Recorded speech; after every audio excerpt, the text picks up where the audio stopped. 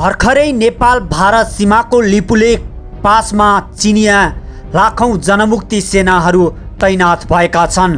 भारत र चीन युद्धको अन्तिम तयारीमा लाखौं सेना र फाइटर विमानहरू सीमामा तैनात हुन उड्न थाले। भारतमा हंगामा र रुवाबासी मचिएको छ। नेपाललाई साथ दिँदै चिनिया जनमुक्ति सेना। यो समाचार सुरुदेखि अन्तिमसम्म सुन्नुहोस् र लद्दाखमा चीनको अत्याधुनिक J-20 स्टेल्थ लडाकु विमान तैनात भएको छ। यो सँगै यति बेला भारतमा खैला बैला र तरङ्ग मचिएको समाचार आएको छ। यो समाचार ध्यान दिएर सुरुदेखि अन्तिमसम्म ध्यान दिएर सुन्नुहोस् र सक्दो शेयर पनि गरिदिनुहोस्। नेपाल र भारत बीच तनाव भइरहेको लिपुलेख पासमा चीनले जनमुक्ति सेनाको ब्रिगेड तैनात गरेको छ। यसअघि लिपुलेख पास नजिकै केही सैनिक तैनात गरेको चीनले अचानक सैनिकको तैनाती बढाएर 150 लाइट कम्बाइन्ड अम्ब्रास ब्रिगेडको तैनाती गरेको छ।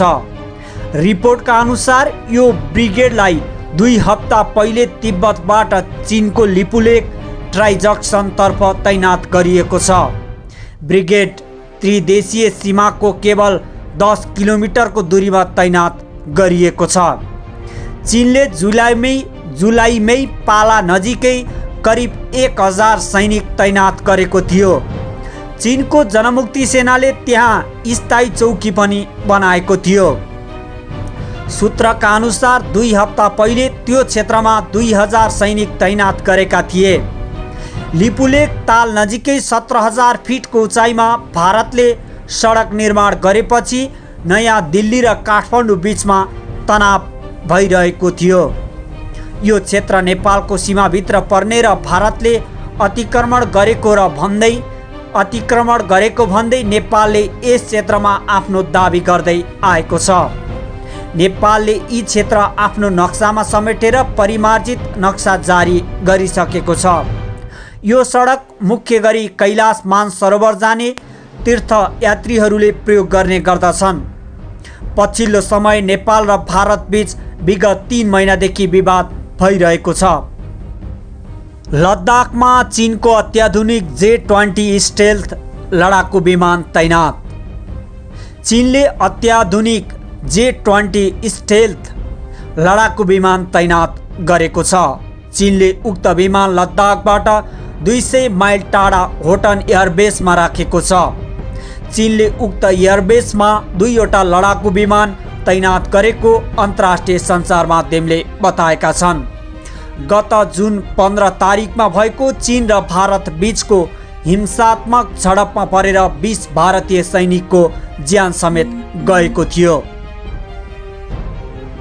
चीन र भारत दुवैले सीमा नजिक आफूसँग भएका सबैभन्दा शक्तिशाली लडाकु विमान तैनात गरेका छन्।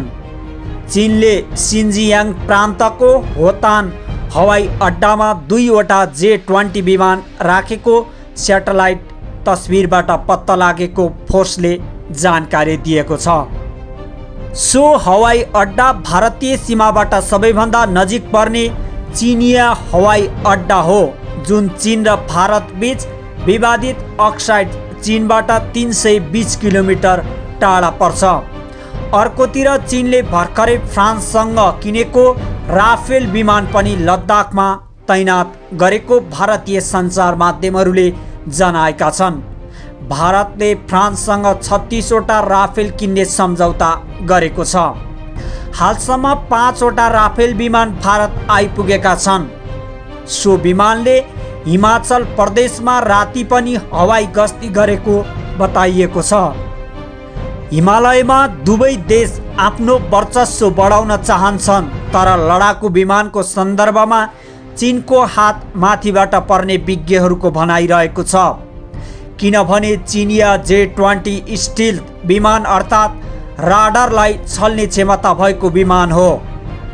यो सँगै अर्को खबर पनि रहेको छ। मनरा सिसवा नगरपालिका 9 बथनाहाका एक युवकले नेपाल भारत भारतको 10 गजा क्षेत्रबाट दुर्लभ मूर्ति फेला पारेका थिए।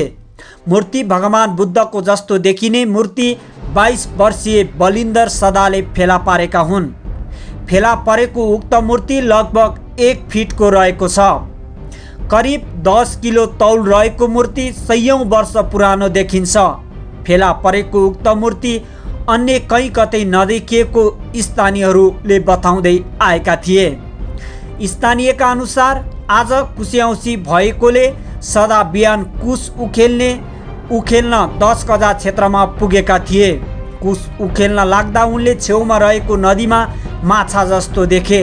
माछा भनेर समात्न पुग्दा उक्त मूर्ति भेटिएको ती युवकले जानकारी दिएका थिए। मूर्ति फेला परेको सदालाई एसएसपीले लिएर भारततर्फ लगेको पनि थियो। मूर्ति फिर्ता गर्न भनेको र नमानेपछि उनलाई घरैबाट नियन्त्रणमा लिएर एसएसपीले लगेको स्थानीय नेकपाका युवा नेता सत्येन्द्र यादवले जानकारी समेत दिएका थिए।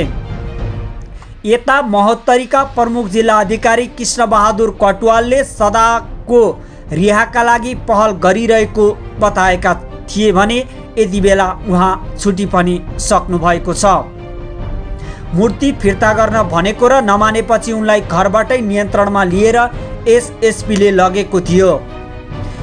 यता महोत्तरीका प्रमुख जिल्ला अधिकारी कृष्णबहादुर कटुवालले सदाको रिहाका लागि पहल गरिरहेको बताएका पनि थिए भने उहाँले सदालाई एसएसपीबाट छुटकारा ल्याउन प्रहरी पठाएको समेत जानकारी दिएका थिए। फेला परेको उक्त मूर्ति अहिले मनोरा सिसवा प्रहरीको नियन्त्रणमा छ। मूर्ति फिर्ता नगरी सदालाई नेपाल फर्काउने प्रयासमा लागेको प्रमुख जिल्ला अधिकारी कटुवालको भनाइ समेत रहेको थियो र यति बेला उनी छुटी पनि सकेका छन् र उक्त मूर्तिको विषयमा खोज तलास भइराखेको छ। भारत र चीन बीच युद्धको तयारी भएको जस्तो देखिन्छ। पछिल्लो समय लिपुलेख पासमा चिनिया जनमुक्ति सेनाको ब्रिगेड नै तैनात नयाँ दिल्लीमा तरङ्ग र भारतीय मिडियाहरूमा यति बेला तरङ्ग पैदा भइसकेको छ। नेपाल र भारत बीच तनाव भइरहेको लिपुलेख पासमा चीनले जनमुक्ति सेनाको ब्रिगेड तैनात गरेको छ। यसअघि लिपुलेख पास नजिकै केही सैनिक तैनात गरेको चीनले अचानक सैनिकको तैनाती बढाएर 150 लाइट कम्बाइन्ड आर्म्स ब्रिगेडको तैनाती गरेको छ। रिपोर्टका अनुसार यो ब्रिगेडलाई 2 हप्ता पहिले तिब्बतबाट चीनको लिपुलेख ट्राइज्याक्सनतर्फ तैनात गरिएको छ। ब्रिगेड त्रिदेशीय सीमाको केवल 10 किलोमिटरको दूरीमा तैनात गरिएको छ। चीनले जुलाईमै पाला नजिकै करिब 1000 सैनिक तैनात गरेको थियो। चीनको जनमुक्ति सेनाले त्यहाँ स्थायी चौकी पनि बनाएको थियो। सूत्रका अनुसार 2 हप्ता पहिले त्यो क्षेत्रमा 2000 सैनिक तैनात गरेका थिए। लिपुलेख ताल नजिकै 17000 फिटको उचाइमा भारतले सडक निर्माण गरेपछि नयाँ दिल्ली र काठमाडौँको बिचमा तनाव पैदा भएको थियो। यो क्षेत्र नेपालको सीमाभित्र पर्ने र भारतले अतिक्रमण गरेको भन्दै नेपालले यस क्षेत्रमा आफ्नो दाबी गर्दै आएको छ। नेपालले यी क्षेत्र आफ्नो नक्सामा समेटेर परिमार्जित नक्सा जारी गरिसकेको छ। यो सडक मुख्य गरी कैलाश मानसरोवर जाने तीर्थयात्रीहरूले प्रयोग गर्छन्। पछिल्लो समय नेपाल र भारत बीच विगत 3 महिनादेखि विवाद भइरहेको छ। यस विषयमा तपाईहरूलाई के कस्तो लाग्छ? आफ्नो प्रतिक्रिया दिँदै खबर बुलेटिन टिभीलाई सब्स्क्राइब गरी साथमै रहेको बेल आइकनलाई पनि थिचिदिनुहोस्। म नेपाली जय नेपाल।